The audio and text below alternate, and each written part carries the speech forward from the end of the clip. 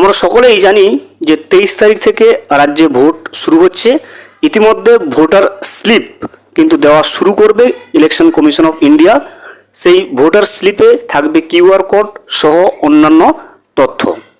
এই voter slip আপনি কবে থেকে পেতে শুরু করবেন, কারা এই ভোটার স্লিপ আবেদন করবেন, এই ভোটার স্লিপ ছাড়া আপনি ভোট দিতে পারবেন কিনা, বা ভোটার স্লিপ পাওয়ার পরে আপনার জন্য কি করণীয় থাকবে, সমস্ত বিষয়টা আমরা আজকের এই ভিডিওতে বিস্তারিতভাবে জেনে নেওয়ার চেষ্টা করব। ভিডিওটি বিস্তারিতভাবে দেখে নেওয়ার আগে ছোট্ট একটা অনুরোধ, যদি চ্যানেলে নতুন হয়ে থাকেন অবশ্যই চ্যানেলটা সাবস্ক্রাইব করে রাখবেন এবং নোটিফিকেশনটা অল করে রাখবেন এই ধরনের সমস্ত আপডেট সবার আগে পাওয়ার জন্য। চলুন আজকের আপডেটটা আমরা বিস্তারিতভাবে দেখে নিই। কিউআর কোড সহ ভোটের স্লিপ বিলি করবেন বিএলওরা। প্রথম দফার ভোটকে সামনে রেখে ভোটার ইনফরমেশন স্লিপ অর্থাৎ ভিআইএস বিলি নিয়ে কঠোর অবস্থান নিল নির্বাচন কমিশন। বুধবার কমিশনের তরফে জানানো হয়েছে, আগামী 18 এপ্রিলের মধ্যেই সমস্ত ভোটারদের হাতে এই স্লিপ পৌঁছে দিতে হবে।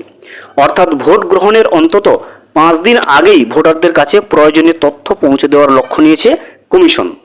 উল্লেখ্য, আগামী 23 এপ্রিল রাজ্যের 152টি কেন্দ্রে প্রথম দফার ভোট অনুষ্ঠিত হবে।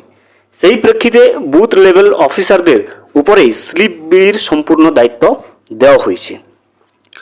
কমিশন স্পষ্ট জানিয়েছে, এবার কোনো রাজনৈতিক দল এই স্লিপ কিন্তু বিলিতে অংশগ্রহণ করতে পারবে না।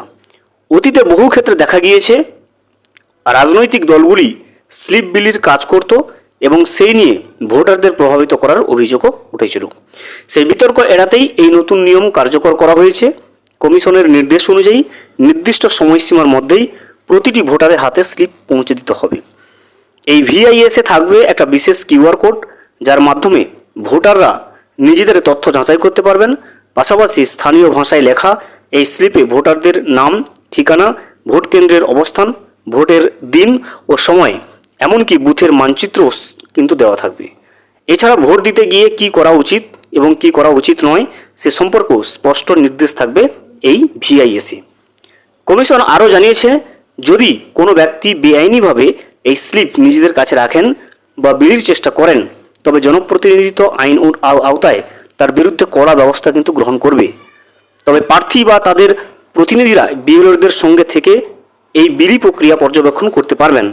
সব মিলিয়ে স্বচ্ছ ও নিরপেক্ষ নির্বাচন নিশ্চিত করতে এবার ভোটার স্লিপ বিলি নিয়েও কঠোর নজরদারি নির্বাচন কমিশনের।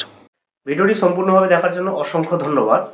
এখনও পর্যন্ত যদি চ্যানেলে নতুন হয়ে থাকেন এবং সাবস্ক্রাইব না করে থাকেন, অনুগ্রহ করে চ্যানেলটা সাবস্ক্রাইব করে পাশে থাকবেন।